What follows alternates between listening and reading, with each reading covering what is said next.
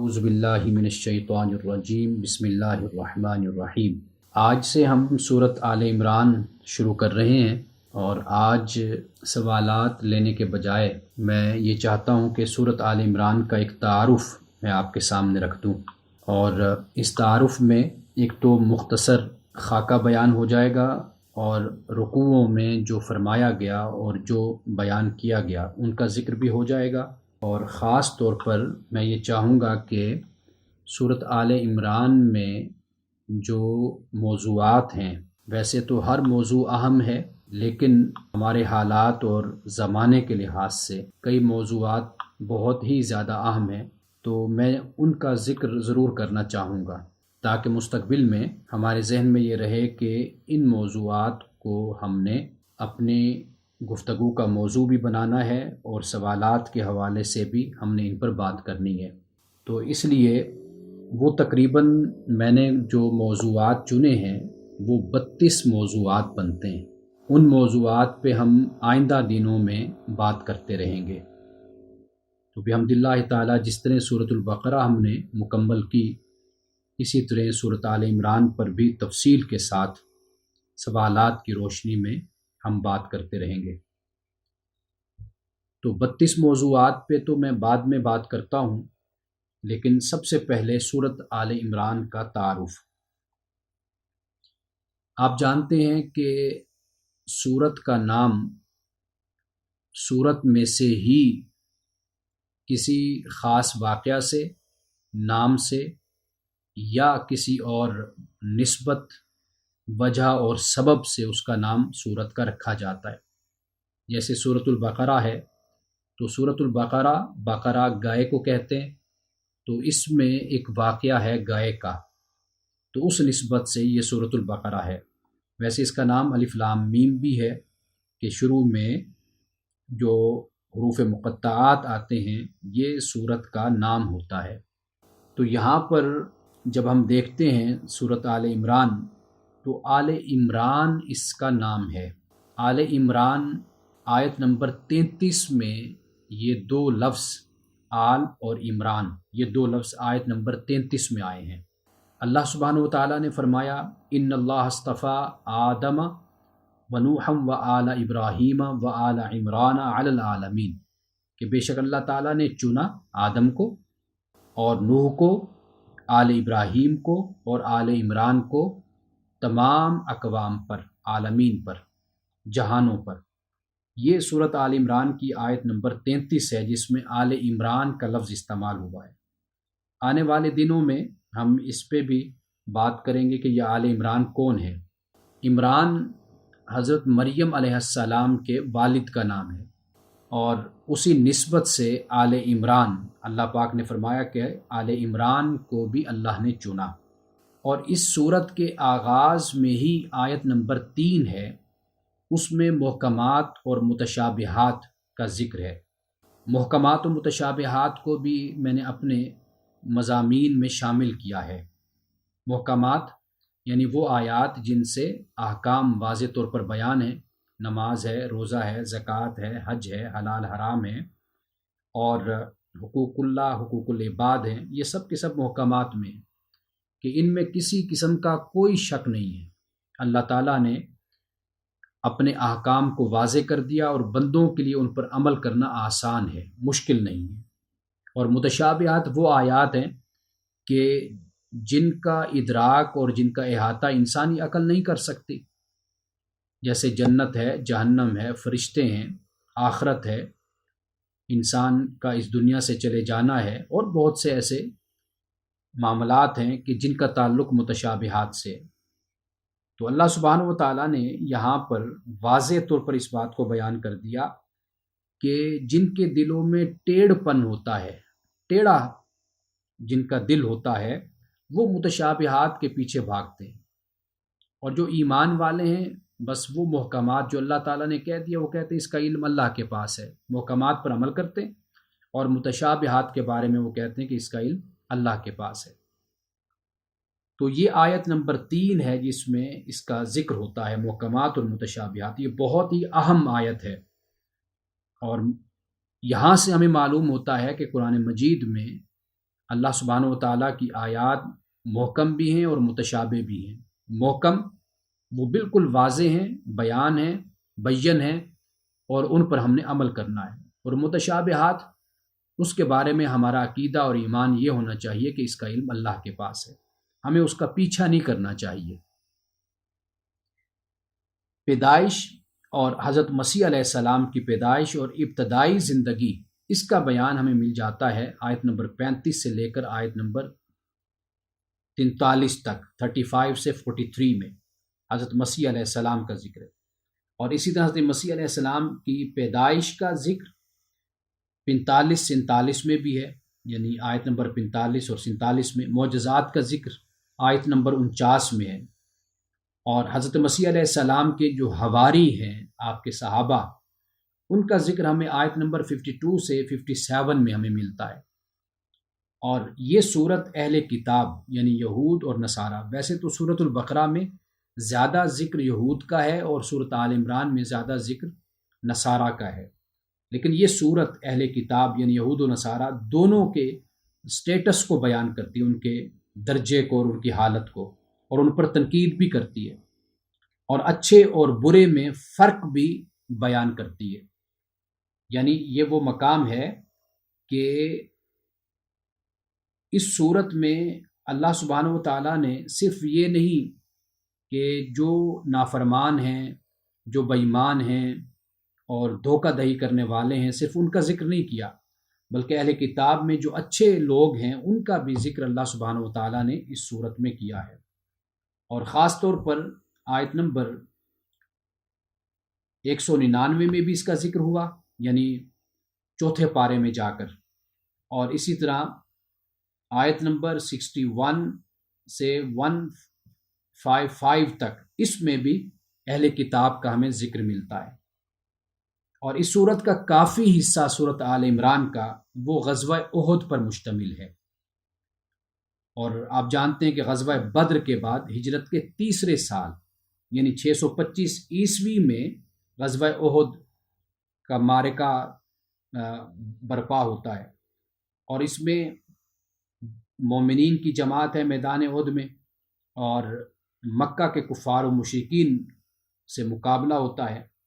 اور اس صورت میں اللہ سبحانہ و تعالیٰ نے جو بزدلی اور منافقت اور دنیاوی حرص اور طمع اور مذہبی عقائد جو اہل کتاب کے اور کفار و اہل کتاب کے خاص طور پر ان کو یہاں پر بیان کیا ہے، یعنی 79 سے لے کر 121 تک، یعنی 79 سے لے کر 121 تک یہاں پر منافقین کا، یہود و نصارہ کا، ان کا ہمیں ذکر ملتا ہے۔ یہ جب ہم ایک ایک رکوع کر کے پڑھیں گے تو انشاءاللہ تعالی وہاں پر ہم تفصیل کے ساتھ اس پر بات کریں گے۔ اب اس کے بعد آئیے کہ جو میں نے موضوعات چنے ہیں تقریباً کوئی 32 سورۃ آل عمران میں سے، ویسے تو ہر آیت، ہر لفظ قرآن مجید کا بہت اہم ہے ہمارے لیے، لیکن کچھ ایسے مقامات ہوتے ہیں کہ جن کا تعلق ہماری موجودہ معاشرت کے ساتھ، سیاست کے ساتھ، ہماری روحانیت کے ساتھ، ہمارے مذہب کے ساتھ، اور ہمارے معاملات جو مذہب سے متعلق ہیں ان کے ساتھ ان کا بڑا گہرا تعلق ہوتا ہے۔ سب سے پہلے محکمات و متشابہات کے حوالے سے جو آیت ہے، آیت نمبر 3 ہے، جس میں فرمایا والذی انزل علیک الکتاب منہ آیات محکمات، وہی خدا ہے کہ جس نے تجھ پر کتاب نازل کی، اور اس کتاب میں آیات محکمات بھی ہیں اور وہ ام الکتاب بھی ہیں، کتاب کی اصل ہیں، وَأُخَرُ متشابہات، اور دوسری پھر آیات وہ متشابہات بھی ہیں۔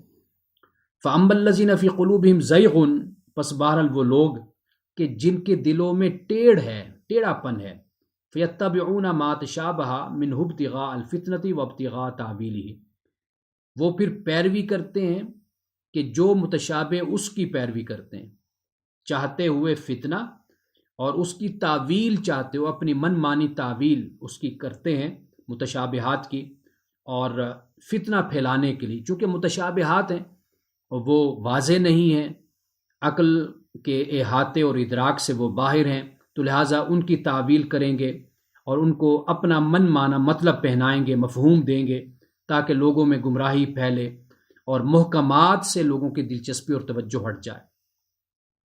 اور بدقسمتی سے یہ صورتحال ہمیں نظر بھی آتی ہے، اس لیے کہ اللہ سبحانہ و تعالیٰ نے جو دین ہمیں محکمات کی صورت میں دیا ہے وہ اتنا واضح ہے کہ اس پہ کسی قسم کے کلام کی بھی ضرورت نہیں ہوتی، لیکن وہ ایسے احکام ہیں اور محکمات ہیں، اللہ کی آیات ہیں جو بالکل واضح ہیں، اور اس پر کوئی کہانی بھی نہیں گھڑی جا سکتی اور اس پہ کوئی افسانہ بھی نہیں بنایا جا سکتا۔ جب جس بات پر کوئی افسانہ نہ بن سکے، کوئی کہانی نہ بن سکے، اور اس میں عمل کی بات بھی ہو، عقیدے کی بات بھی ہو، اور اس میں ایک سنجیدہ بات بھی ہو، تو اس پہ پھر لوگوں کی توجہ کم جاتی ہے۔ متشابہات میں یہ ہوتا ہے کہ لوگوں کی دلچسپی زیادہ ہوتی ہے، کہ جنت کے بارے میں آپ نے بڑے قصے اور کہانیاں آپ خطیبوں سے اور مقررین سے آپ سنتے رہتے ہیں۔ اب تو سوشل میڈیا کا دور ہے، تو اس دور میں بڑا کچھ آپ کو مواد مل جاتا ہے، اور بالکل وہ قرآن سے ہٹا ہوا سارا مواد ہوتا ہے جو لوگوں کو سنایا جاتا ہے۔ لوگ وہ بڑی توجہ سے سنتے ہیں۔ وجہ کیا ہے؟ وجہ یہ کہ لوگوں کی تربیت نہیں ہوتی، لوگوں کا مطالعہ نہیں ہوتا، قرآن مجید سے، دین کے ساتھ سنجیدہ ان کا تعلق نہیں ہوتا، تو جس وجہ سے ان کو جنت اور جہنم کی اور حوروں کی باتیں اور غلمان کی باتیں سنائی جاتی تو وہ بڑی توجہ سے سنتے ہیں۔ قبر کے احوال بتائے جاتے ہیں تو وہ بھی بڑی توجہ سے اس کو سماعت فرمائیں گے، لیکن نماز پڑھنی اللہ کا حکم ہے، اب اس میں کیا کہانی بنائی جائے؟ یہی کہنا ہے بھائی نماز پڑھو، اللہ کا حکم ہے، اب اس میں عمل بھی ہے، اٹھنا پڑے گا، وضو کرنا پڑے گا، نماز پڑھنی پڑے گی، تو یہ ذرا مشکل کام ہو جاتا ہے۔ لیکن ذرا قصے کہانیاں سنائی جائیں، افسانے سنائے جائیں، تو اس میں دلچسپی لوگوں کی بہت ہوتی ہے۔ تو یہ متشابہات، بدقسمتی سے ہمارے ہاں بھی متشابہات کے پیچھے پڑا جاتا ہے، جس پر قرآن بھی خاموش ہے، رسول اللہ صلی اللہ علیہ وسلم کی مستند احادیث وہ بھی خاموش ہیں، باقی موضوع احادیث من گھڑت ضعیف وہ بہت مواد اس حوالے سے ہمیں مل جاتا ہے۔ تو ہمارے ہاں اکثر ممبروں پر بیٹھ کر لوگ اسی چیز ہی کو، انہی کہانی اور حکایتوں کو بیان کرتے رہتے ہیں، اور لوگ بڑا سنتے ہیں بڑی توجہ کے ساتھ، یعنی اگر آپ ویورشپ دیکھیں نا وہ ملینز میں ہو جاتی ہے اگر ایسے قصے اور کہانیاں لوگوں کو سنائی جائیں۔ اب اگر کسی سے کہا جائے کہ بھئی نماز پڑھو، سادہ سی بات ہے، اب اس میں کیا اور مزید اضافہ کیا جا سکتا ہے؟ اگر یہ کہا جائے والدین کی عزت کرو، احترام کرو، قرآن پاک نے جیسے بیان کیا، اب اس میں مزید کہانیاں کہاں سے لائی جائیں؟ یہ کہا جاتا ہے کہ زنا اور شراب کو چھوڑ دو، اور اسی طرح رشتہ داروں کے حقوق ادا کرو۔ اب ان باتوں میں کیا؟ یہ محکمات ہیں، بالکل واضح کلیئر احکام ہیں، ان پر عمل کرنا ہے۔ عمل کرنے سے چونکہ انسان بھاگتا ہے تو لہٰذا وہ پناہ لیتا ہے پھر ایسی باتوں میں کہ جس میں اس کی نجات کی گارنٹی بھی ہو جائے کہ اس کو نجات مل گئی، اور اس کا جو ایک ذوق ہوتا ہے اپنا، وہ ذوق بھی پورا ہو جاتا ہے۔ تو یہاں پر قرآن پاک نے اس بات کو بیان کیا، تو ہمیں اس بات کی فکر کرنی چاہیے کہ کہیں ایسا تو نہیں کہ ہمارے دلوں میں ٹیڑھا پن ہے اور ہم متشابہات کے پیچھے بھاگتے ہیں۔ بے شک ہمارا مقصود فتنہ تو نہیں ہوتا، لیکن عمل سے دوری کا یہ نتیجہ ہوتا ہے، قرآن سے دوری کا یہ نتیجہ ہوتا ہے کہ پھر انسان کہانیاں اور افسانے ان کو سننے کی طرف زیادہ انسان کی توجہ جاتی ہے۔ تو یہاں پر اس بات کو بیان کر دیا، وَمَا يَعْلَمُ تَعْوِيلَهُ إِلَّا اللَّهُ، اور نہیں جانتا اس کی تعویل مگر اللہ، وَالرَّاسِخُونَ فِي الْعِلْمِ، اور جو علم میں رسوخ رکھتے ہیں وہ کہتے ہیں آمنا بھی، ہم اس پر ایمان لائے، کل من عند ربنا، سب کچھ ہمارے رب کی طرف سے، وما یذکر الا اولو الالباب، عقل والے ہی نصیحت حاصل کرتے ہیں۔ یہاں پر دیکھیے اولو الالباب کہا ہے، یعنی الباب میں کئی دفعہ اس کی وضاحت کر چکا ہوں کہ یہ جو لفظ لب بولتے ہیں یہ اصل میں وہ عقل ہوتی ہے جس پہ انسان محنت کرتا ہے، اس کو جو ایک ریفائن صورت ہوتی ہے عقل کی وہ در حقیقت لب ہے۔ تو قرآن پاک یہ کہتا ہے کہ وما یذکر الا اولو الالباب، نصیحت نہیں حاصل کرتے مگر اولو الالباب نصیحت حاصل کرتے ہیں، وہ لوگ کہ جو ایک عام عقل ہوتی ہے جو ہر انسان کو اللہ تعالیٰ نے عطا کی ہے۔ ایک عقل وہ ہے کہ جو خاص لوگوں کے پاس ہوتی ہے، جو اپنے اوپر محنت کرتے رہتے ہیں، اپنے نفس پر محنت کرتے ہیں، اپنی عقل پر محنت کرتے ہیں، تو ان کی جو عقل ہوتی ہے، جو ایسی صاف ستھری عقل رکھنے والے جو لوگ ہیں وہ در حقیقت نصیحت حاصل کرتے ہیں۔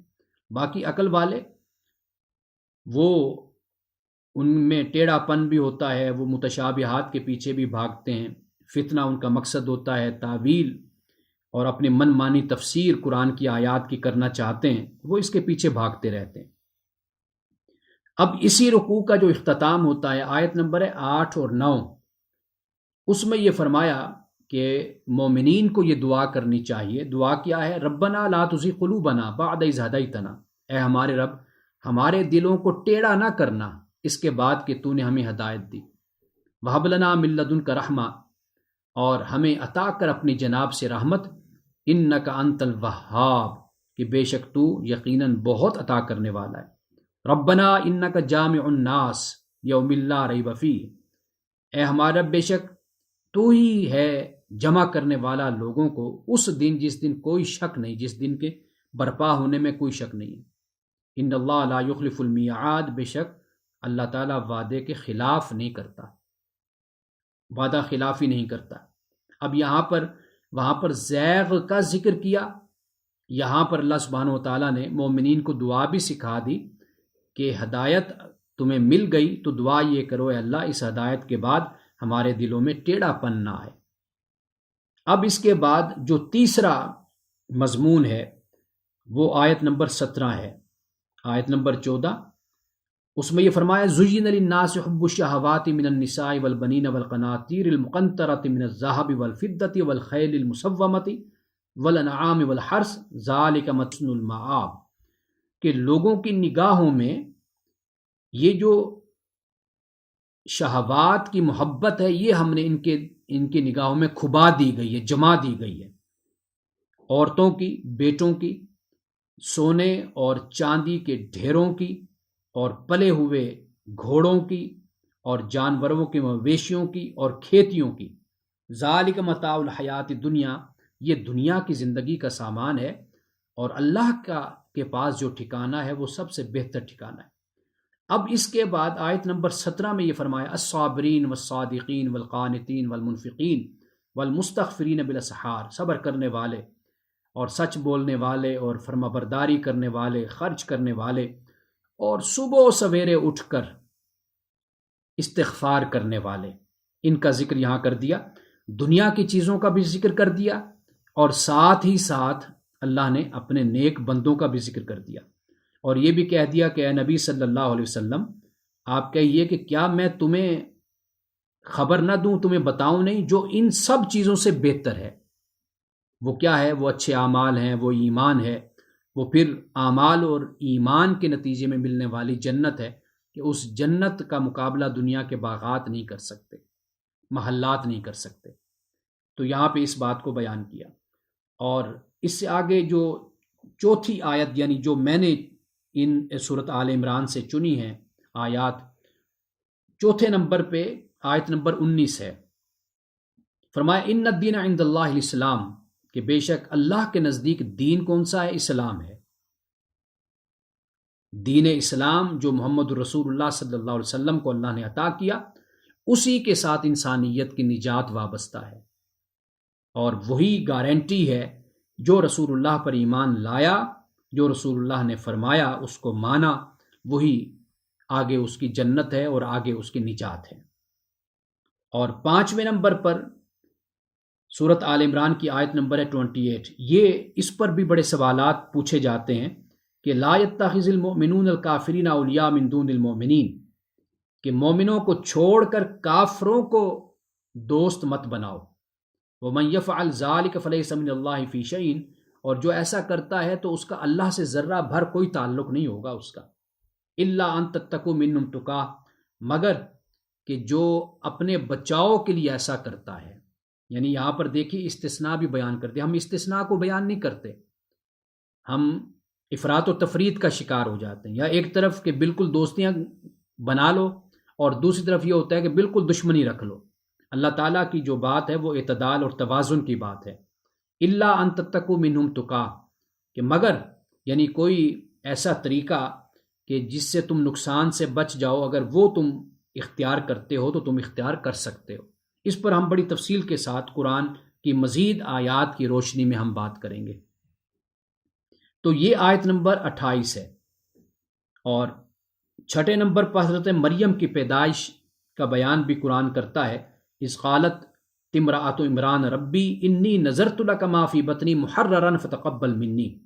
حضرت مریم علیہ السلام کی والدہ محترمہ نے اللہ کی بارگاہ میں یہ دعا کی تھی کہ مولا میں جو میرے بطن میں ہے، پیٹ میں ہے، میں اس کو تیرے لیے آزاد کرتی ہوں، یعنی میں تیرے لیے اس کو میں نے وقف کیا۔ فتقبل منی، میری طرف سے قبول کر۔ انک انت السمیع العلیم، بے شک تو سننے والا جاننے والا ہے۔ حضرت مریم پیدا ہوئی تو حضرت مریم علیہ السلام بیٹی تھی، والدہ کا خیال تھا کہ بیٹا ہوگا تو میں اس کو وقف کر دوں گی، تو بیٹی ہو گئی۔ تو خیال قرآن اگر یہ جو الفاظ استعمال کرتا ہے یا تو حضرت مریم کی والدہ کے الفاظ ہیں، یا پھر آگے اس سے جو آیت ہے یا اللہ سبحانہ و تعالیٰ وہ فرماتا ہے، وہ اس پہ ہم آئندہ بات کریں گے۔ اب اس کے بعد جو 7 نمبر ہے، حضرت مسیح علیہ السلام کے معجزات کا ذکر ہے۔ انی اخلق لکم من الطین کہیۃ الطیر فانفخ فیہ فیکون طیرا باذن اللہ وابرئ الاکمہ والابرص واحیی الموتى باذن اللہ وانبئکم بما تاکلون وما تدخرون فی بیوتکم ان فی ذلک لآیۃ لکم ان کنتم مؤمنین۔ اس میں حضرت مسیح علیہ السلام کے معجزات کو بیان کیا گیا۔ آیت نمبر ہے 49 کہ میں تمہارے لیے مٹی سے پرندوں کی حایت بناتا ہوں، جیسے پرندے ہوتے ہیں اس طرح کے پرندے بناتا ہوں، اس میں پھر میں روح پھونکتا ہوں تو وہ پرندے ہو جاتے ہیں اللہ کے حکم سے۔ اور میں اسی طرح علاج کرتا ہوں کس کا؟ کہ جو اکمہ ہے، مادر ذات جو نابینا ہے اس کا، اور جو جذام کی بیماری کا شکار ہو جاتا ہے اس کا بھی میں علاج کرتا ہوں، اور میں مردوں کو زندہ کرتا ہوں اللہ کے حکم سے، اور میں تمہیں خبردار کرتا ہوں، بتاتا ہوں جو تم کھاتے ہو اور جو تم اپنے گھروں میں ذخیرہ کرتے ہو۔ ان فی ذلک لآیۃ لکم، بے شک اس میں نشانی ہے تمہارے لیے اگر تم ایمان والے ہو۔ یہ حضرت عیسیٰ علیہ السلام کے معجزات کا یہاں پر ذکر ہے، اور معجزات کی حقیقت کیا ہے اور معجزات کیا ہیں اس پر ہم پھر جب یہ موقع آئے گا تو اس پر ہم تفصیل سے بات کریں گے۔ حضرت مسیح علیہ السلام کا رفع الی السماء کا مسئلہ کہ حضرت مسیح علیہ السلام آسمان کی طرف اٹھا لیے گئے، اس پر جو مفسرین کرام نے لکھا جس آیت کے تحت، وہ آیت نمبر ہے 55 سورۃ آل عمران کی۔ اذ قال اللہ یا عیسیٰ، جب اللہ نے کہا اے عیسیٰ انی متوفیکا، کہ بے شک میں تجھے فوت کرنے والا ہوں، ورافعک الی ومطہرک، اور تجھے اٹھانے والا ہوں اپنی طرف، اور تجھے میں پاک کرنے والا ہوں ان لوگوں سے جنہوں نے کفر کیا، اور میں جو تیری پیروی کرنے والے ہیں ان کو کرنے والا ہوں بلند ان لوگوں سے جنہوں نے کفر کیا قیامت تک۔ ثم الی مرجعکم، پھر میری طرف ہی تمہارا لوٹنا ہے۔ فاحکم بینکم فیما کنتم فی تختلفون، میں تمہارے درمیان اس میں فیصلہ کروں گا جس میں تم اختلاف کرتے تھے۔ یہ آیت نمبر 55 ہے جس میں حضرت مسیح علیہ السلام کے رفع الی السماء کے مسئلے کو مفسرین نے بیان کیا۔ یہ جب آیت آئے گی انشاءاللہ اس پر بھی تفصیل سے ہم بات کریں گے۔ اور جو 9واں نمبر ہے وہ مباہلہ کا بیان ہے۔ فرمایا فَقُلْ تَعَالَوْا نَدْعُ أَبْنَاءَنَا وَأَبْنَاءَكُمْ وَنِسَاءَنَا وَنِسَاءَكُمْ وَأَنفُسَنَا وَأَنفُسَكُمْ ثُمَّ نَبْتَهِلْ فَنَجْعَلْ لَعْنَةَ اللَّهِ عَلَى الْكَاذِبِينَ، کہہ دیجئے آؤ ہم اپنے بچوں کو بلاتے ہیں، تم اپنے بیٹوں کو بلاؤ، ہم اپنی عورتوں کو، تم اپنی عورتوں کو، تم خود آؤ اور ہم بھی آتے ہیں، تو ثُمَّ نَبْتَهِلْ، پھر ہم گڑ گڑاتے ہیں اللہ کی بارگاہ میں، فَنَجْعَلْ لَعْنَةَ اللَّهِ، اور پھر اللہ کی لعنت ہم بھیجتے ہیں جھوٹوں پر۔ یہ آیت ہے جسے آیت مباہلہ کہا جاتا ہے۔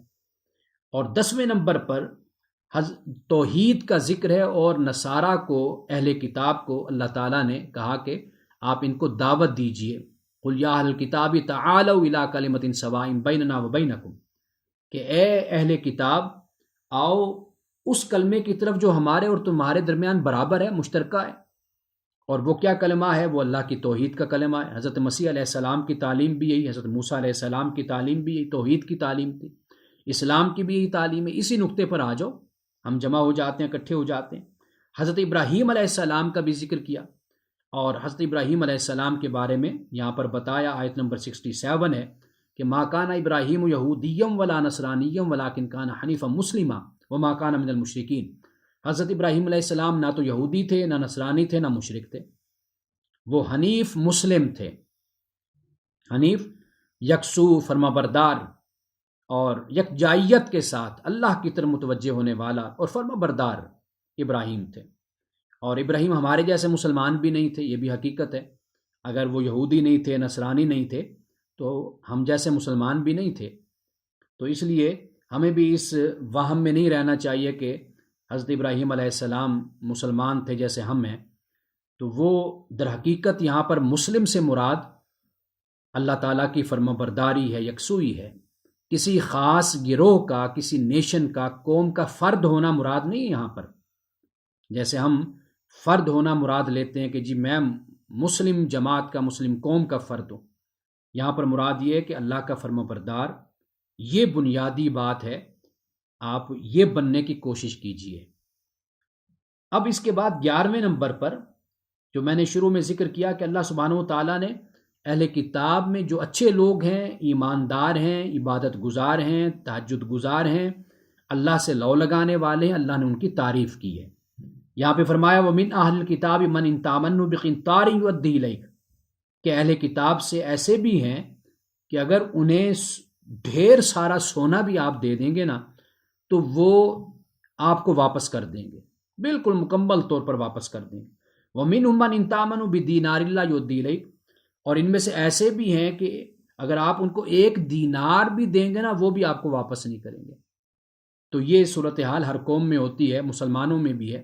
ایسے لوگ بھی ہیں کہ ان کے پاس ڈھیروں سونا امانتاً ہوگا تو وہ واپس کر دیں گے، ایسے بھی مسلمان ہیں کہ 1 دینار بھی ان کو دو تو وہ کبھی واپس نہیں کرتے۔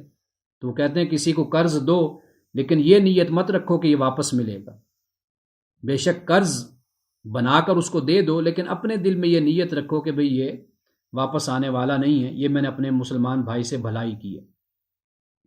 تو یہ مقام ہے آیت نمبر 75 جہاں پہ اللہ سبحانہ و تعالیٰ نے اسے بیان کیا۔ آپ یہ دیکھ لیجئے کہ اچھائی جہاں پر بھی ہے، حدیث پاک ہے کہ رسول اللہ صلی اللہ علیہ وسلم نے فرمایا کہ الحکمت ضالۃ المومن، مومن کی گم شدہ چیز ہے حکمت، جہاں وہ پائے وہ زیادہ حقدار ہے اس کو وہ حاصل کر لے۔ تو یہاں پر یہی بات ہمیں نظر آتی ہے کہ اگر اچھائی کسی بھی قوم میں موجود ہے تو اس کی تعریف کی جانی چاہیے۔ اللہ تعالیٰ نے تعریف کی ہے، اور اگر کوئی برائی ہے تو اس کو بھی بالکل واضح کر دیا گیا ہے۔ اور اس کے بعد جو 12واں نمبر ہے، آیت نمبر ہے 79، اس میں فرمایا ما کان لبشر ان یؤتیہ اللہ الکتاب والحکم والنبوہ، کہ کسی بشر کے یہ لائق نہیں ہے کہ اللہ تعالیٰ اس کو کتاب، حکم اور نبوت دیتا ہے۔ حکم سے مراد حکومت کہہ لیجیے یا حکمت، نبوت دیتا ہے، پھر وہ لوگوں سے کہے کہ اللہ کو چھوڑ کر میرے بندے بن جاؤ، ولیکن کونوا ربانیین، لیکن وہ یہ کہتا ہے کہ رب والے بنو، ربانی بنو، میرے بندے مت بنو، اللہ کے بندے بنو، جنہیں کتاب اور حکمت اور نبوت جن کو دی جاتی، یعنی انبیاء علیہ السلام کا گروہ اور ان کی جماعت، وہ کبھی بھی ان کے یہ لائق نہیں ہے، ان کی یہ شان نہیں ہے، ان کی یہ ذمہ داری نہیں ہے کہ وہ لوگوں کو اپنا بندہ بنائیں۔ وہ آتے ہیں زمین پر لوگوں کو اللہ کا بندہ بنانے کے لیے۔ اب اس کے بعد 13ویں نمبر پہ ہے میثاق کا ذکر۔ یہ آیت اس حوالے سے بہت اہم ہے کہ رسول اللہ صلی اللہ علیہ وسلم کی بعثت کا اس میں ہمیں بیان ملتا ہے۔ اللہ سبحانہ و تعالیٰ نے انبیاء علیہ السلام کی جماعت سے عہد لیا، انبیاء علیہ السلام نے اپنی جماعت سے عہد لیا، یعنی جو مسلمان مومن جو ان پر ایمان لانے والے تھے، جب بھی کوئی آیت اترتی، اللہ کی طرف سے حکم آتا، تو وہ سب اپنی جماعت کو اکٹھا کر کے اس پر ان سے میثاق لیا کرتے تھے۔ اس لیے یہاں پر میثاق کا ذکر ہے۔ لما آتیتکم من کتاب و حکمہ، کہ تمہارے پاس کتاب اور حکمت جب آئے گی، ثم جاءکم رسول مصدق لما معکم، پھر تمہارے پاس، یعنی جب تم نبی اور رسول بنا دیے جاؤ گے، کتاب و حکمت تمہیں میں عطا کروں گا، اور پھر اس کے بعد کیا ہوگا، پھر رسول آئے گا مصدق لما معکم، اور یہ رسول اس کی تصدیق کرنے والا ہوگا جو تمہارے پاس ہے۔ لتؤمنن بہ، تو پھر تم اس پہ ضرور ایمان لانا، ولتنصرنہ، اور پھر تم اس کی مدد بھی کرنا۔ یہ انبیاء علیہ السلام تو اس وقت موجود نہیں تھے جب رسول اللہ صلی اللہ علیہ وسلم تشریف لائے، حضرت مسیح علیہ السلام آئے تو حضرت موسیٰ علیہ السلام نہیں تھے۔ تو گویا کہ یہ انبیاء علیہ السلام سے اللہ نے عہد لیا، اور یہ عہد انبیاء علیہ السلام نے اپنی امتوں سے لیا کہ اگر تمہیں محمد الرسول اللہ صلی اللہ علیہ وسلم کا زمانہ نصیب ہو جائے تو پھر تم پر لازم ہے، یہ فرض ہے تم پر کہ تم پھر محمد پر ایمان لانا۔ یہ آیت نمبر 81 ہے جس میں اس بات کو بیان کیا گیا۔ اب اسی رکوع میں ہی واضح طور پر کیٹاگوریکلی اور علی الاعلان اس بات کو بیان کر دیا گیا کہ دین اسلام کے علاوہ کوئی اور دین قبول نہیں ہے۔ افغیر دین اللہ یبغون وَلَهُ أَسْلَمَ مَنْ فِي السَّمَاوَاتِ وَالْأَرْضِ طَوْعًا وَكَرْهًا۔ یہاں پر اس بات کو بیان کر دیا گیا کہ یہ ساری کائنات اللہ کی فرما برداری میں ہے، اور اللہ کا جو دین ہے تم اسی کے فرما بردار بنو، اور اللہ کے دین کو چھوڑ کر کسی اور دین اور مذہب کی طرف پلٹو گے، جاؤ گے، تو پھر تمہاری طرف سے وہ دین اور وہ ایمان قبول نہیں کیا جائے گا۔ یہ آیت نمبر 83 ہے جس میں اس بات کو بیان کر دیا گیا۔ اب اس کے بعد آیت نمبر 14 ہے 14، اس میں بیان ہوا ہے مکہ میں اللہ تعالیٰ کے گھر کے حوالے سے، ان اول بیت وضع للناس للذی ببکۃ مبارکا وہدی للعالمین، آیت نمبر 96 ہے۔ فرمایا بے شک سب سے پہلا گھر جو لوگوں کے لیے بنایا گیا وہ کیا ہے؟ وہ مکہ میں ہے، برکت والا ہے، ہدایت ہے تمام اقوام کے لیے۔ اب یہاں پہ یہ معلوم ہو گیا کہ زمین پر سب سے پہلا گھر جو بنایا گیا وہ اللہ تعالیٰ کا یہی گھر ہے، کعبۃ اللہ، کہ جس کی طرف چہرہ کر کے مسلمان نماز پڑھتے ہیں۔ اب پانچواں جو نقطہ ہے، پانچویں بات، اب اس میں اللہ سبحانہ و تعالیٰ نے خاص طور پر مسلمانوں سے خطاب کیا ہے۔ پہلے فرمایا یا ایھا الذین آمنوا اتقوا اللہ حق تقاتہ، اے ایمان والو اللہ کا تقوی اختیار کرو جیسے تقوی اختیار کرنے کا حق ہے۔ یہ آیت نمبر 102 سے 3 تک ہے، اور 104 یہ بھی شامل ہے ساتھ۔ تو فرمایا وَاعْتَصِمُوا بِحَبْلِ اللَّهِ جَمِيعًا وَلَا تَفَرَّقُوا، اللہ کی رسی کو سب کے سب مضبوطی سے تھامے رکھو اور تفرقے میں نہ پڑو۔ اب اللہ کی رسی کیا ہے؟ قرآن مجید ہے۔ قرآن مجید کو تھامے رکھو اور تفرقے میں مت پڑو۔ اب قرآن جب سے چھوٹا تو تفرقے بن گئے، تو اس لیے اللہ تعالیٰ نے اپنے رسول صلی اللہ علیہ وسلم کے ذریعے سے ہم مسلمانوں کو یہ حکم دیا کہ قرآن کو تھام کر رکھو۔ اور آیت نمبر 104 میں یہ فرمایا مسلمانوں سے، صحابہ سے، وَاذْكُرُوا نِعْمَتَ اللَّهِ عَلَيْكُمْ إِذْ كُنْتُمْ أَعْدَاءً، یاد کرو اس وقت کو کہ جب تم آپس میں دشمن تھے ایک دوسرے کے، فَأَلَّفَ بَيْنَ قُلُوبِكُمْ، تو اللہ نے تمہارے دلوں میں الفت کو پیدا کیا، فَأَصْبَحْتُمْ بِنِعْمَتِهِ إِخْوَانًا، اور اللہ تعالیٰ کی نعمت کے ذریعے سے، اللہ کے احسان سے تم آپس میں بھائی بھائی بن گئے۔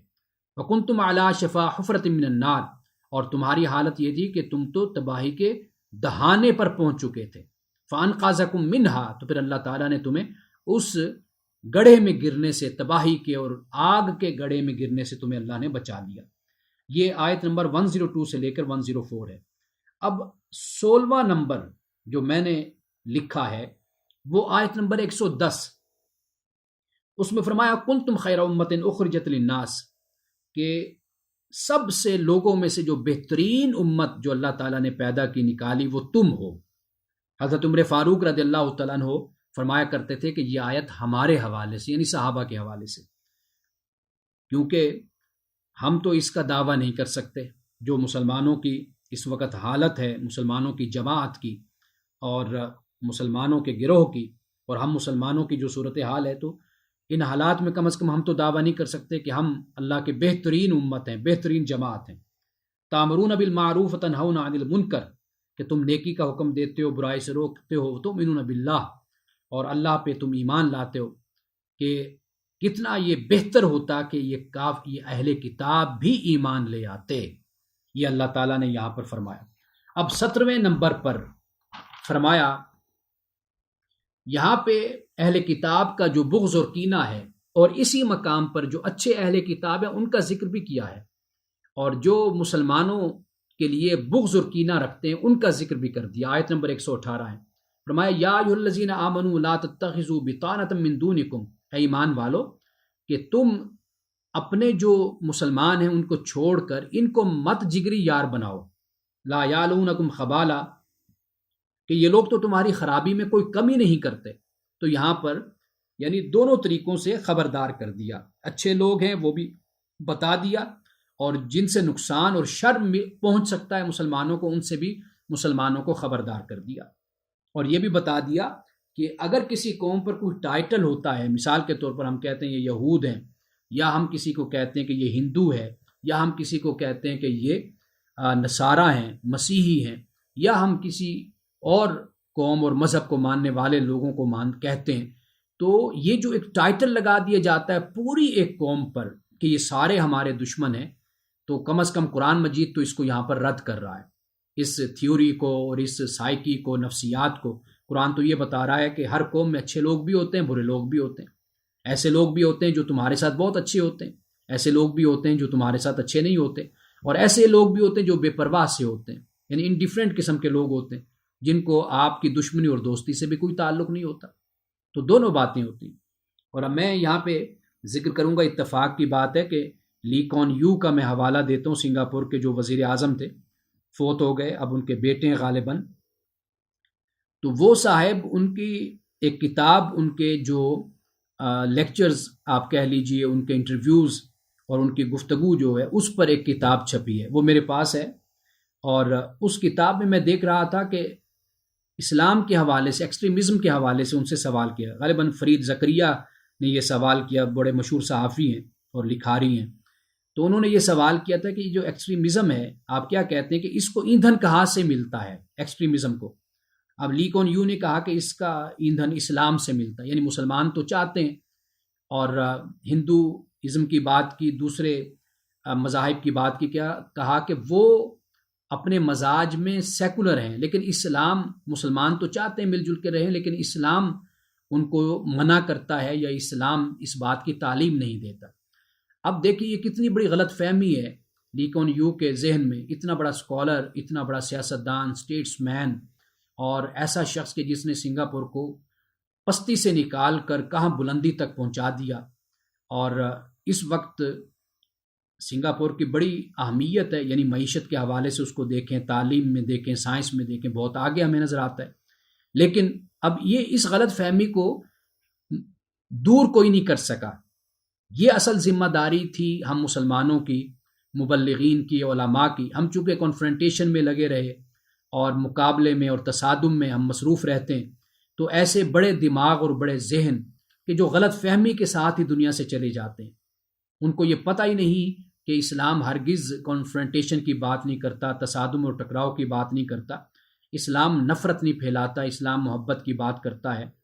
اور یہ باتیں وہاں تک نہیں پہنچی، چونکہ وہ جو پریچنگ کا کام ہے، دعوت کا اور تبلیغ کا، وہ ہم چھوڑ چکے۔ تو اس بنیاد پر جو بھی ایکسٹریمزم یا وہ جماعتیں جو دنیا میں ایسا کام کر رہی، انتہا پسندی کو پھیلاتی ہیں ہمارے سامنے، اب انہی سے ہی لوگ اسلام سمجھتے ہیں کہ یہی کچھ مسلمان ہیں۔ تو حقیقی تصور اسلام کا ان کے سامنے لایا جائے، ان کو بتایا جائے کہ اسلام حقیقت میں ہے کیا۔ تو عرض کرنے کا مقصد یہ ہے کہ ہر قوم میں، ہر مذہب کے ماننے والوں میں ہر طرح کے لوگ ہوتے ہیں، یہ بس آپ کا معاملہ ہے کہ آپ ان کو کس طرح ایڈریس کرتے ہیں، ان سے کس طرح آپ رابطہ اور تعلق بناتے ہیں تاکہ ان پر حقیقت کو آپ واضح کریں۔ شرپسند لوگ بھی ہوتے ہیں، جب آپ ان سے لڑتے ہیں، وہ لوگ کہ جو سنجیدہ مزاج ہوتے ہیں، تعلیم یافتہ ہوتے ہیں، اور وہ اگر آپ ان کو اچھے طریقے سے اپنی بات کہیں تو وہ آپ کی بات کو سننے کے لیے تیار ہو جاتے۔ جب وہ آپ کو اس موڈ میں دیکھتے ہیں اور اس طرح بات کرتے ہوئے دیکھتے ہیں اور اس طرح رد کرتے ہوئے دیکھتے ہیں، تو وہ بھی پھر اسلام سے اور مسلمانوں سے باغی ہو جاتے ہیں، دور ہو جاتے ہیں۔ تو ہمارا مخاطب ایسے لوگ نہیں ہونے چاہیے کہ جن کے دلوں میں کینہ اور بغض ہے۔ ہمارا مخاطب وہ لوگ ہونے چاہیے کہ جو چلیں تو نیوٹرل ہی صحیح، لیکن کم از کم ہم ان سے بات اور ان سے کلام تو کر سکتے ہیں، وہ اچھی بات کو قبول کرنے کے لیے تیار بھی ہو جاتے ہیں۔ تو یہ قرآن پاک یہاں پر اس بات کو بالکل واضح کر دیتا ہے کہ اہل کتاب میں دونوں طرح کے طبقے موجود ہیں، اور تیسرا طبقہ وہ بھی موجود ہے کہ جس کو نہ اس سے غرض نہ اس سے غرض ہے۔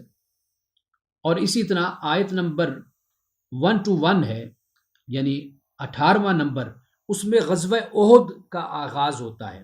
وَإِذْ غَدَوْتَ مِنْ أَهْلِكَ تُبَوِّئُ الْمُؤْمِنِينَ، یاد کر اس وقت کو جب آپ اپنے گھر سے رخصت ہو رہے تھے، گھر والوں سے، اور مسلمانوں کو آپ مورچوں میں بٹھا رہے تھے، ان کے لیے مورچے طے کر رہے تھے۔ اللہ سننے والا، جاننے والا ہے۔ اور اسی طرح 19ویں نمبر پر آیت نمبر میں نے لکھا 130 ہے، یہاں پہ ربا اور انفاق کا پھر بیان کر دیا گیا۔ ربا اور انفاق میں نے بڑی تفصیل کے ساتھ سورۃ البقرہ میں بات کی تھی کہ اللہ سبحانہ و تعالیٰ نے انفاق کا ذکر کیا، اور پھر اس کے بعد ربا کا بھی ذکر کیا، قرضے کا بھی ذکر کر دیا، یعنی اس بات کی تعلیم دی کہ یا تو بہترین راستہ احسان کا راستہ ہوتا ہے کہ اگر آپ میں سکت ہے، طاقت ہے، آپ خوشحال ہیں تو پھر ویسے ہی دے دیں، نہیں تو آپ قرضے کے طور پر دے دیں۔ اگر آپ کی اتنی سکت نہیں ہے، استطاعت نہیں ہے تو پھر قرضے کے طور پر، لیکن ربا کی صورت میں ہرگز نہیں دینا، کیونکہ ربا کیا ہے؟ یہ استحصال اور ایکسپلائٹیشن ہے۔ اس کی وضاحت قرآن پاک نے سورۃ البقرہ میں بھی کر دی اور یہاں پر آیت نمبر 130 میں بھی اس بات کو بیان کر دیا۔ اب آپ یہ دیکھیے کہ جو 20واں نمبر میں نے لکھا اور آیت نمبر 140، اس میں فرمایا یمسسکم کرح فقد مس القوم کرح مثلہ، فرمایا اگر تمہیں زخم پہنچا ہے تو اسی طرح قوم کو بھی زخم پہنچا، یعنی کفار کو بھی زخم پہنچا ہے۔ وَتِلْكَ الْأَيَّامُ نُدَاوِلُهَا بَيْنَ النَّاسِ، ہم دنوں کو لوگوں کے درمیان پھیرتے رہتے ہیں۔ یعنی مسلمانوں کو آپ دیکھیے کہ قرآن مجید کیسی نفسیات انسان کی قائم کرتا اور بناتا ہے۔ نفسیات تبدیل ہوگی تو رویے بھی بدل جائیں گے۔ یعنی اللہ پاک یہ فرماتا ہے تمہیں اگر زخم لگا ہے تو تم نے بھی تو ان کو چرخہ لگایا، زخم لگایا تھا تم نے بھی ان کو، تو اس غم میں اور اسی دکھ میں تم رہو کہ جی مجھے کیوں یہ زخم لگا، ہمیں کیوں یہ تکلیف پہنچی۔ بھئی تم نے بھی انہیں تکلیف پہنچا دی۔ ایسے ہی ہے کہ جیسے کرکٹ ٹیم کھیلتی ہے تو کبھی کوئی جیت جاتا ہے، کبھی کوئی جیت جاتا ہے۔ اگر ہار پر انسان اسی دکھ میں ہی مبتلا رہے تو پھر تو انسان آئندہ کبھی بھی کھیل نہیں سکتا۔ اسی بات کو ہی ذہن میں رکھ لو کہ بھئی تم بھی تو 3-4 میچ جیت چکے ہو، اگر ایک ہار گئے تو کیا ہو گیا۔ تو یہ معاملہ ہوتا ہے، اسی نفسیات کے ساتھ ہی انسان کو آگے بڑھنا چاہیے کہ ہار اور جیت انسانی زندگی کا حصہ ہے، لیکن جو مشن اور جو مقصد ہوتا ہے اس پر انسان کو جان لڑانی چاہیے، اپنی حد سے جو کر سکتا ہے اپنی طرف سے ہر صورت میں وہ ضرور کرنا چاہیے، باقی اللہ تعالیٰ سے مدد مانگے، دعا کرے، نماز پڑھے۔ اور آیت نمبر 144 144، یہ آیت بہت اہم ہے اس حوالے سے کہ اصل پیغمبر علیہ السلام دنیا میں بھیجے گئے، اصل چیز کیا ہے؟ وہ ان کا پیغام ہے۔ انبیاء علیہ السلام حضرت آدم سے لے کر حضرت مسیح علیہ السلام تک، یعنی دنیا میں تو کوئی نہ رہا، سب دنیا سے چلے گئے۔ رسول اللہ صلی اللہ علیہ وسلم نے بھی دنیا سے جانا ہے۔ قرآن پاک نے بیان کیا وما محمد الا رسول، کہ نہیں محمد مگر اللہ کے رسول ہیں، قد خلت من قبل الرسل، آپ سے پہلے بھی رسول آئے۔ افإن مات او قتل انقلبتم على اعقابکم ومن ينقلب على عقبه فلن يضر الله شيئا وسيجزي الله الشاکرین۔ فرمایا کیا رسول اللہ صلی اللہ علیہ وسلم وفات پا جائیں یا آپ کو شہید کر دیا جائے تو کیا تم واپس کفر کی طرف پلٹ جاؤ گے؟ فرمایا جو بھی کفر کی طرف واپس پلٹے گا تو وہ اللہ کا بھلا کیا بگاڑے گا، اللہ سبحانہ و تعالیٰ ان قریب ضرور شکر کرنے والوں کو جزا عطا کرے گا۔ اب آپ یہ دیکھیے کہ یہ آیت کتنی اہم ہے کہ اصل چیز کیا ہے؟ وہ پیغمبر کا پیغام ہے، میسیج ہے، مشن ہے۔ ہم اس مشن کو تو چھوڑ بیٹھے، پیغام کو چھوڑ بیٹھے، لیکن خالی خولی وابستگی اور تعلق اور عشق اور محبت کی باتیں ہم کرنے بیٹھ جاتے ہیں۔ حق اور باطل کی بڑی تفریق ہم بیان کرتے ہیں، حق اور باطل، لیکن ہماری زندگی میں ہمارا نفس جو باطل راستہ ہمیں دکھاتا ہے ہم اس پر تو کبھی بغاوت نہیں کرتے، ہمیں حلال اور حرام کا راستہ دکھاتا ہے، یہ بھی تو حق اور باطل ہے۔ وہ جو حق اور باطل ہمارے اپنے اندر ہے ہم اس میں کبھی بھی عمل نہیں کرتے کہ ہم حق پر چلیں اور باطل کو چھوڑ دیں، ہم سچ بولیں، جھوٹ بولنا چھوڑ دیں، حلال کمائیں، حرام کمانا چھوڑ دیں۔ لیکن جب سیاسی مسئلہ ہوگا اور جب بین الاقوامی مسئلہ ہوگا وہاں پر حق اور باطل کو لے کر ہم کھڑے ہو جاتے ہیں۔ تو اصل مشن پیغمبر کا کیا ہے؟ اصل مشن یہی ہے کہ حق کے ساتھ جڑے رہو، وہ اپنے نفس اور شیطان کا معاملہ ہے وہاں پر بھی حق کے ساتھ جڑے رہو، معاشرے کا معاملہ ہو تو وہاں پر بھی حق ہے، پھر بین الاقوامی معاملہ ہے تو وہاں پر بھی حق ہے، اس کے ساتھ جڑو۔ لیکن آپ دیکھیے کہ حق اور باطل ایک سیاسی نعرہ اور ایک مذہبی نعرہ تو بن گیا، لیکن حق اور باطل جس کا آغاز ہمارے اپنے نفس سے ہونا ہے، اپنے آپ سے ہونا ہے، وہ حق اور باطل کہیں پر نظر نہیں آتا۔ تو رسول اللہ صلی اللہ علیہ وسلم کے بارے میں اللہ تعالیٰ نے بالکل واضح طور پر فرما دیا کہ محمد صرف اور صرف اللہ کے رسول ہیں، اگر آپ دنیا سے چلے جائیں یا آپ کو شہید کر دیا جائے تو کیا تم واپس پلٹ جاؤ گے؟ فرمایا کہ رسول اللہ صلی اللہ علیہ وسلم سے پہلے بھی رسول آئے، قد خلت من قبل الرسل، آپ سے پہلے بھی رسول آئے اور دنیا سے تشریف لے گئے، تو رسول اللہ صلی اللہ علیہ وسلم بھی دنیا سے تشریف لے جائیں گے، لیکن پیچھے کیا رہ جائے گا؟ وہ اللہ کا دین ہوگا کہ جس کو تم نے لے کر اٹھنا ہے، لوگوں تک پہنچانا ہے، جس پر تم نے عمل کرنا ہے۔ اب اس کے بعد آئیے موت ٹلتی نہیں ہے، یہ بہت اہم مقام ہے. یہ جب ہم پڑھیں گے تو میں اس کی وضاحت کروں گا. اس لیے کہ غزوہ احد میں منافقین جو بظاہر خود کو مسلمان کہتے تھے موت سے بڑا ڈرتے تھے، اور جو مسلمان شہید ہو جاتے تھے نا وہ پھر بعد میں کہتے کہ اگر یہ ہماری بات مانتے، گھر پہ رہ جاتے اور غزوہ احد میں نہ جاتے، جہاد پہ نہ جاتے تو نہ مارے جاتے، اب ہلاک ہو گئے اسی وجہ سے کہ ہماری بات نہیں مانی. تو اللہ تعالیٰ نے اس مقام پہ یہ فرما دیا کہ بھئی یہ جو موت ہے یہ تو اٹل ہے، تم اپنے گھروں میں رہو. اور قرآن پاک نے فی قصر مشیدہ کے الفاظ استعمال کے، مضبوط ترین قلعوں میں بھی تم بیٹھ جاؤ تو پھر بھی تم موت سے بچ نہیں سکتے، جو وقت موت کا ہے وہ آنا ہی. تو یہ آیت نمبر ہے 154. رسول اللہ صلی اللہ علیہ وسلم کا اخلاق، آپ کا مزاج، اس کا بھی ذکر آیت نمبر 159 میں کیا گیا. فَبِمَا رَحْمَةٍ مِّنَ اللَّهِ لِنْتَ لَهُمْ، کہ نبی صلی اللہ علیہ وسلم اللہ کی رحمت ہے، اللہ کی رحمت کے سبب آپ ان کے لیے نرم ہیں. وَلَوْ كُنْتَ فَظًّا غَلِيظَ الْقَلْبِ لَانفَضُّوا مِنْ حَوْلِكَ، اور اگر آپ سنگ دل ہوتے، سخت مزاج ہوتے تو پھر یہ ایک ایک کر کے آپ کے آس پاس سے چھٹ جاتے. یعنی یہ پیغمبر صلی اللہ علیہ وسلم کو اللہ پاک ہی فرما رہا ہے کہ جو رسول اور نبی ہیں انہیں اللہ پاک ہی فرماتا ہے کہ اگر آپ سخت مزاج ہوتے تو یہ آپ سے چھٹ جاتے. تو پھر دیکھیے کہ اگر ہم سخت مزاج بن جائیں تو پھر کب لوگ ہمارے آس پاس رہیں گے. تو حق بات بھی کہنی ہے تو حق بات بھی کہنے کا کچھ سلیقہ اور طریقہ ہوتا ہے. ہم اپنے مزاج کی سختی کو اور اپنے آپ کو ہم اس طرح تسلی دے لیتے ہیں کہ جی میں حق بات تو کہہ رہا ہوں، اصل وہ اپنا غصہ ہمارا نکل رہا ہوتا ہے، وہ ہماری اپنی نفسیات ہوتی ہے. تو اس لیے حق بات کو بھی بڑے اچھے طریقے سے اور بہت پیارے انداز میں بھی حق بات کہی جا سکتی ہے. رسول اللہ صلی اللہ علیہ وسلم سے بڑھ کر حق بات کہنے والا کون تھا؟ اللہ پاک نے کہا کہ یہ اللہ کی رحمت کا ہی سبب ہے کہ آپ ان کے لیے نرم ہیں. اس سے آگے 24واں نقطہ ہے، 24واں نمبر ہے اور آیت نمبر ہے 165. یہاں پر پھر اسی بات کو بیان کیا جو میں نے پہلے زخم کی بات کی ہے کہ فرمایا اولما اصابتکم مصیبت قد اصبتم مثلیھا قلتم ان ھذا قل ھو من عند انفسکم. کہا کہ تمہیں مصیبت پہنچی تو اسی طرح کی انہیں بھی دو مصیبتیں پہنچی ہیں، غزوہ بدر میں بھی اور پھر غزوہ احد میں بھی انہیں زخم پہنچا ہے. اور پھر کہتے ہیں مسلمان کہ یہ کہاں سے آگے یہ تکلیف، یہ مصیبت؟ قل ھو من عند انفسکم، فرمایا کہ یہ تمہارے اپنی طرف سے ہے، کہ نبی اکرم صلی اللہ علیہ وسلم نے جو تمہیں کہا تھا تم نے اس پر عمل صحیح طریقے سے نہیں کیا. کہ رسول اللہ نے ایک مقام پر فرمایا کہ یہاں پر تم نے کھڑے رہنا ہے، یہاں سے ہٹنا نہیں ہے. صحابہ نے یہ خیال کیا کہ اب جنگ ختم ہو چکی تو وہ نیچے اتر آئے اور مال غنیمت میں شریک ہو گئے. اب یہ موقع تھا تو اللہ نے کیا فرمایا، ہوا من عند انفسکم، کہ یہ تمہارے اپنے نفسوں کی طرف سے ہوا کہ جس کی وجہ سے یہ نتیجہ نکلا. آپ اسی پہ غور کیجئے کہ ذرا سی رسول اللہ صلی اللہ علیہ وسلم کی حکم عدولی ہوئی تو اتنا بڑا زخم مسلمانوں کو لگا. تو آج بحیثیت مسلمان ہم کتنی رسول اللہ کی نافرمانی کرتے ہیں، اور اتنی نافرمانی کا کیا یہ نتیجہ نہیں نکلے گا جو آج ہم مسلمانوں کے ساتھ ہو رہا ہے؟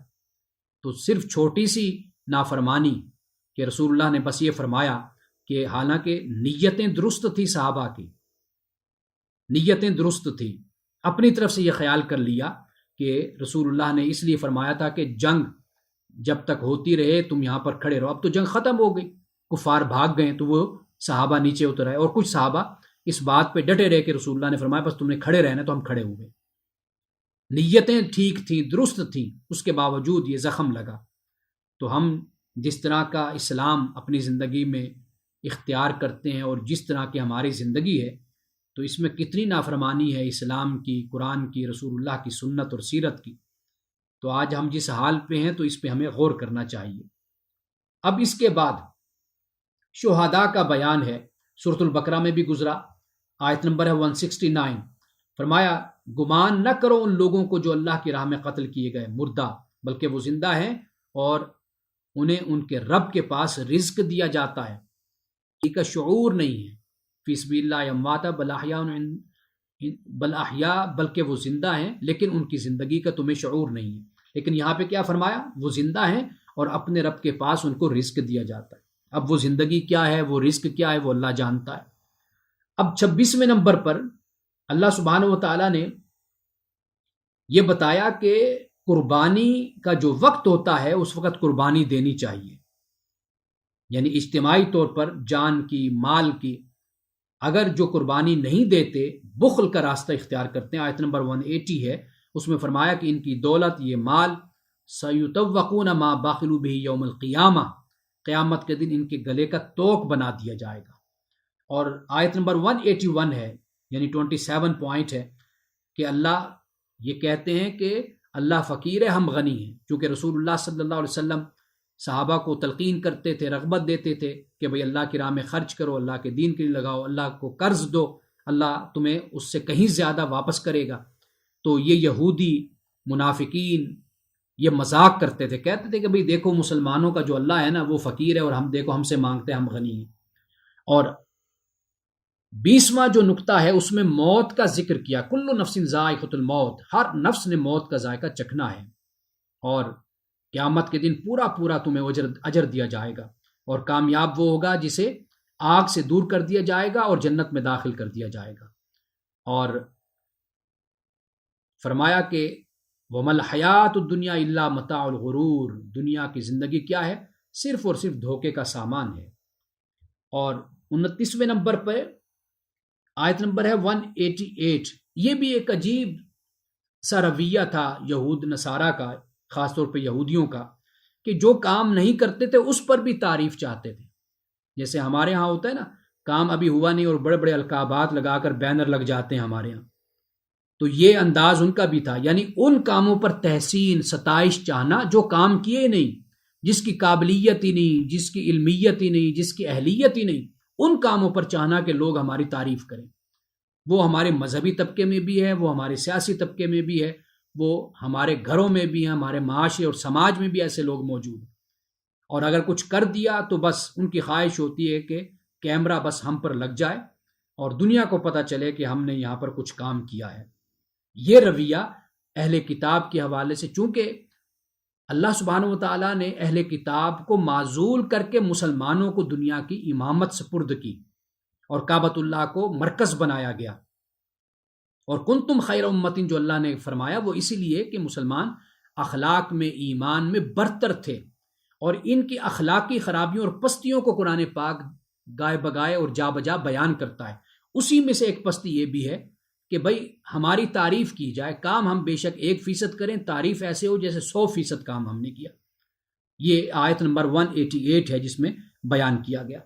اب اس کے بعد 30واں نمبر ہے، ذکر کیا ہے، یہاں پر بیان کر دیا گیا، ان فی خلق السماوات والارض واختلاف اللیل والنہار لآیات لأولی الالباب، بے شک آسمانوں اور زمین کی تخلیق میں، رات اور دن کے اختلاف میں نشانیاں ہیں، کن کے لیے؟ اولی الالباب۔ دیکھیے پھر الباب کا لفظ استعمال کیا، عقل والوں کے لیے۔ یہ کون سے عقل والے؟ جو ریفائن عقل والے ہیں، جنہوں نے اپنی عقل کو صاف ستھرا کر لیا ہے۔ اچھا، یہ لوگ کون سے ہیں اولی الالباب؟ فرمایا الذین یذکرون اللہ قیاما وقعودا وعلی جنوبہم ویتفکرون فی خلق السماوات والارض ربنا ما خلقت ھذا باطلا، کہ جو اللہ کو یاد کرتے ہیں، ذکر کرتے ہیں اللہ کا، کھڑے بیٹھے اپنے پہلوؤں پر، اور غور و فکر کرتے رہتے ہیں، تفکر کرتے ہیں، ویتفکرون فی خلق السماوات والارض، آسمان اور زمین کی تخلیق میں، اور کہتے ہیں اے ہمارے رب، تو نے یہ سب کچھ باطل اور فضول تو نے پیدا نہیں کیا۔ یہ ہے اصل ذکر کرنے والے لوگ۔ ذکر کو کبھی فکر سے جدا نہیں کیا جا سکتا، اور فکر کو کبھی ذکر سے جدا نہیں کیا جا سکتا۔ ہمارے ہاں وظائف تو بن گئے، لیکن وہ جو اصل ذکر تھا جسے قرآن بیان کرتا ہے، کہ جس سے انسان کو فکر، تفکر، تدبر حاصل ہوتا ہے، کائنات میں غور و فکر انسان کرتا ہے، اس کو یاد دہانی ہوتی ہے، وہ اس دنیا کو اپنے لیے عارضی اور فانی خیال کرتا ہے، یقین کرتا ہے، اور اگلی دنیا کی تیاری کرتا ہے۔ یہ وہ جو ذکر ہے، یہ ذکر تو اب ختم ہو گیا، اب صرف تسبیح ہاتھ میں رہ گئی، اور زبان ورد کرتی ہے، اور وہ ورد دل میں نہیں اترتا انسان کے۔ تو یہاں پر دیکھیے کہ ذکر کو اللہ تعالیٰ نے کیسے بیان کیا ہے۔ اور 31ویں نمبر پر مرد اور عورت دونوں کے اعمال ضائع نہیں ہوں گے، قرآن پاک نے اس کو بیان کر دیا۔ کے لحاظ سے اس آیت پہ غور نہ کیجیے، ذرا سوچئے 1400-1500 سال پہلے کہ اس وقت کہ جب مرد اور عورت میں فرق کیا جاتا تھا اور عمل کے لحاظ سے بھی فرق کیا جاتا تھا، ہر لحاظ سے، تو اس وقت اللہ پاک نے فرمایا فاستجاب لهم ربهم، اللہ تعالیٰ ان کا رب ان کی پکار کا جواب دیتا ہے، چاہے عورت پکارے یا مرد پکارے، انی لا اضیع عمل عامل منکم من ذکر او انثی، کہ بے شک اللہ تعالیٰ فرماتا ہے کہ میں کسی کے عمل کرنے والے کے عمل کو تم میں سے خواہ وہ مرد یا عورت اس کو ضائع نہیں کرتا۔ یہ 1400-1500 سال پہلے اللہ پاک نے یہ فرمایا۔ اب اس کے بعد دیکھیے آخری آیت ہے، آیت نمبر، یعنی بالکل اختتام ہو رہا ہے۔ اب یہ اختتام مسلمانوں کو تلقین کی جا رہی ہے، یا ایھا الذین آمنوا اصبروا، اے ایمان والو صبر کرو، وصابروا، اور اپنی سرحدیں جو ہیں صبر کرو، اور کوئی تکلیف اور مصیبت پہنچتی ہے تو اس پر زیادہ صبر کر کے دکھاؤ، صابرو۔ آگے فرمایا ورابطو، اب رابطو کا کہ مطلب تو ہوتا ہے کہ سرحدوں پر اپنے گھوڑوں کو تیار رکھو، جاگو، محافظت کرو، نگرانی کرو۔ اور رابطو کا ایک مطلب جو حدیث میں بھی ہمیں ملتا ہے وہ یہ ہے کہ ایک نماز کے بعد دوسری نماز کا انتظار کرنا، ورابطو یہ بھی ہے، ورابطو۔ اور لوگ جب یہ ہم ترجمہ کرتے ہیں، بدقسمتی ہماری یہ ہے کہ ہمارے ہاں ایسے مفکرین موجود ہیں کہ جن کے نزدیک یہ نماز جو ہم ادا کرتے ہیں، کھڑے ہوتے ہیں، نیت کرتے ہیں، رکعت باندھتے ہیں کہ یہ 4 رکعت، یہ 2 رکعت، 3 رکعت، وہ کہتے ہیں بس ٹھیک ہے ہم پڑھ لیتے ہیں، لیکن اصل یہ مقصد نہیں ہے، اصل یہ چیز نماز یہ نہیں تھی رسول اللہ کے دور میں۔ تو اس طرح وہ نماز کی اہمیت کو اور فرضیت کو وہ کم کرتے ہیں۔ یہ طریقہ اور یہ نقطہ نظر بالکل درست نہیں ہے، یہ گمراہی پر مبنی یہ نقطہ نظر ہے، ایسا نہیں۔ قرآن پاک میں اگر رابطو سے مراد یہ لیا جائے کہ بھئی نماز کہ ایک نماز پڑھ لی تو دوسری نماز کا انتظار، یہ بھی مومن کی بے چینی اور اضطراب اور اللہ سے شوق ہوتا ہے، یہ انسان کا اللہ سے ملاقات کا شوق، ایک ذوق ہوتا ہے اللہ کی عبادت کا، تعلق کا۔ تو ایسا نہیں ہونا چاہیے کہ ہم نماز کی بات کریں اور کہیں جی ٹھیک ہے کوئی بات نہیں ہم پڑھ لیتے ہیں، چونکہ دوسرے لوگ پڑھتے ہیں تو ہم بھی پیچھے کھڑے ہو جاتے ہیں تو پڑھ لیتے، تو اس سے نہ پڑھنا بہتر ہے۔ نماز پڑھنی ہے تو پھر پوری توجہ اللہ کے ساتھ، ذوق اور شوق کے ساتھ، کہ جیسے ہم کسی سے ملنے جاتے ہیں، ہماری طبیعت میں ایک شوق ہوتا ہے، ولولہ ہوتا ہے، جس کی مثال میں دیا کرتا ہوں کہ جیسے ہم بچپن میں نانی اماں کے گھر جاتے تھے، ابھی والدہ پیچھے ہوتی تھی، ہم پہلے ہی دوڑ کر گھر میں پہنچ جاتے تھے، تو نانا نانی پوچھتے تھے بھئی کیسے آ گئے تم، اکیلے چھوٹے سے ہو تو کیسے آ گئے، تو ہم بتاتے امی پیچھے آ رہی، ہم آگے آ گئے۔ تو وہ ایک شوق ہوتا تھا۔ تو اللہ کی بارگاہ میں بھی اس لیے کہ اللہ کا حق سب سے زیادہ اللہ کا حق ہے، سب سے بڑا حق اللہ کا ہے۔ والدین جو کچھ بھی اپنی اولاد کو دیتے ہیں وہ اللہ کے دیے ہوئے میں سے دیا کرتے ہیں، تو اس لیے سب سے بڑا حق اللہ کا حق ہے۔ انسانوں کا بھی شکر گزار ہونا چاہیے اور سب سے زیادہ اللہ کا شکر گزار ہونا چاہیے۔ اللہ کی عبادت، اللہ سے تعلق، اللہ سے محبت اور اللہ سے ملاقات کا شوق، قرآن پاک نے اس کو جگہ جگہ بیان کیا ہے، اور اس کا جو مظہر ہے وہ در حقیقت نماز ہے۔ جس کو نماز کا ذوق نہیں ہے تو اس کو رب سے ملاقات اور تعلق کا بھی ذوق نہیں ہوگا۔ تو رب سے ملاقات اور تعلق کا ذوق نماز ہی سے بنتا ہے کہ جب 5 وقت انسان اللہ کی طرف متوجہ ہوتا ہے، اپنے ضروری کام چھوڑ کر بھی اللہ کی طرف آتا ہے، تو گویا کہ وہ اللہ کو ہر چیز سے بڑھ کر پریفرنس دے رہا ہوتا ہے، ترجیح دے رہا ہوتا ہے۔ اور آخر میں اب آپ یہ دیکھیے کہ واتقوا اللہ فرمایا، اللہ کا تقوی اختیار کرو تاکہ تم فلاح پا جاؤ۔ اب یہاں پر تقوی کی بات کی، سورۃ النساء کا آغاز پھر تقوی سے ہو جاتا ہے، یا ایھا الناس اتقوا۔ تو اب آپ یہ دیکھیے کہ جس طرح ایک ہار میں موتی پروئے ہوتے ہیں نا، اس طرح قرآن کی سورتوں کا آپس میں تعلق ہے۔ ادھر سورۃ آل عمران ختم ہوئی تقوی پر، اور ادھر سے سورۃ النساء کا آغاز ہی یا ایھا الناس اتقوا سے ہو گیا، ربکم، اے لوگو اپنے رب سے ڈرو، اپنے رب کا تقوی اختیار کرو۔ تو بحمد اللہ تعالی آج سورۃ آل عمران کا ایک آپ یوں کہہ لیجئے تعارف ہمارے سامنے آ گیا۔ انشاءاللہ آئندہ ہم باقاعدہ طور پر ایک ایک رکوع پر سوالات کے ساتھ گفتگو کریں گے۔ اللہ پاک ہمیں قرآن پاک سے مضبوط تعلق قائم کرنے کی توفیق عطا فرمائے اور نماز کا ہمیں ذوق اور شوق عطا فرمائے۔ بارک اللہ لنا ولکم فی القرآن العظیم ونفعنا وإیاکم بالآیات، صدق اللہ۔